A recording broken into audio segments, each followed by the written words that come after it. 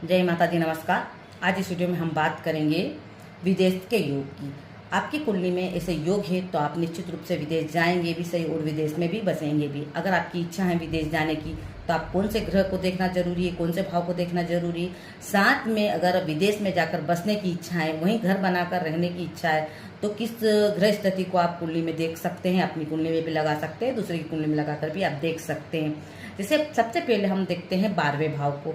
विदेश जाने के लिए 12वें भाव पर विचार करना जरूरी है। सदा के लिए आप विदेश में बसेंगे उसके लिए और भाव को भी देखना जरूरी है, पर 12वें भाव को देखना जरूरी है। अगर आप विदेश जाना है तो 12वें भाव को देखना जरूरी है। उसके बाद में अष्टम भाव को देखना भी जरूरी है और साथ में भाग्य भाव को, 90 भाव को देखना भी जरूरी है। अगर 90 भाव से भी विचार करते हैं हम विदेश का कि आप यात्रा करेंगे कि नहीं, आप जा पाएंगे कि नहीं, वहाँ पर रहने के बाद जाने के बाद सुखी रहेंगे कि नहीं, ये सारी चीज़ें आप भाग्य भाव से भी देख सकते हैं। 90 भाव से भी देखना जरूरी है।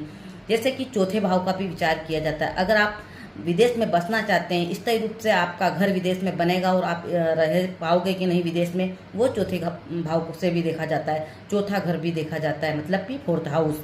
जब कुंडली में चौथा घर मतलब चौथे भाव का स्वामी, अष्टम भाव का स्वामी और 12वें भाव के स्वामी एक साथ अष्टम भाव में बैठे तो भी विदेश में आप जा सकते हो और बस सकते हैं। एक खास योग बनता है।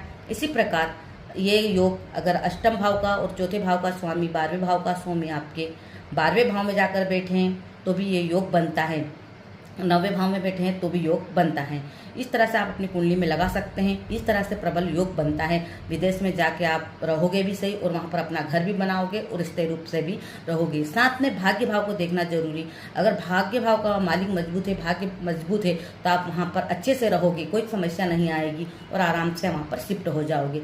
इस तरह से आप अपनी कुंडली में लगा के देख सकते हैं या किसी और की कुंडली में भी लगा के देख सकते हैं कि किस तरह से आपके 12वें भाव की पोजीशन है, 12वें भाव के स्वामी की पोजीशन है। अष्टम भाव को भी देखना है, उसके स्वामी को भी देखना है और चौथे भाव के स्वामी को भी देखना है। मतलब इन ग्रह स्थिति को देखना है और लगा सकते हैं कि अगर आपको जाना है कहीं विदेश तो आप 12वें भाव को तो जरूर देखिए कि आप जा पाओगे कि नहीं। मेन तो 12वां भाव है। उसके बाद में आपको अष्टम भाव और चतुर्थ भाव का भी विचार करना जरूरी है और 90 भाव का विचार भी करना जरूरी है कि आपकी यात्रा सुखमय रहेगी कि नहीं, भाग्य का साथ आपको मिलेगा कि नहीं।